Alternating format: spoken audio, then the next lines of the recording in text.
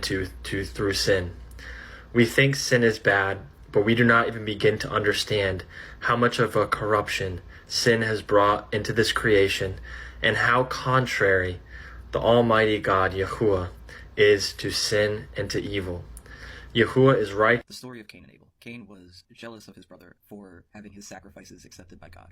And God told Cain that sin was crouching at the door, and he must learn to rule over it. Cain did not learn to rule over it. In fact, he let sin rule over him and killed his brother. What I find interesting about this story is that Cain isn't told to eradicate his sin. He is told to rule over it. In essence, it suggests that sin is a part of us. I say this because I believe that God is not a scorekeeper, he is not a referee, he is the fabric of the universe in which we reside. And sin, simply, as we know, is an archery term for missing the mark. It is being unaligned. But sin in modern Christianity seems to have evolved into doing evil, which evil is in the Bible's vocabulary, and sometimes sin is evil, but sometimes sin is bad thoughts. So what's the difference? Why does God have sin in these different departments now? Why does God tell us not to sin? I would say because sin is rust, and if you're from up north, rust is on every car, and that doesn't make the car bad. You just have to keep on top of it, and if you do, your car will run better. That's it. God doesn't hate you for sinning, he just wants you to run better, and he's telling you how. And also, you'll still have rust, and having rust is okay. You just don't let it destroy your axle. I say this because I find in a lot of modern Christianity that sin is seen as a boogeyman, or something that is separate from us, or the devil that's trying to give us sin. And I disagree with this interpretation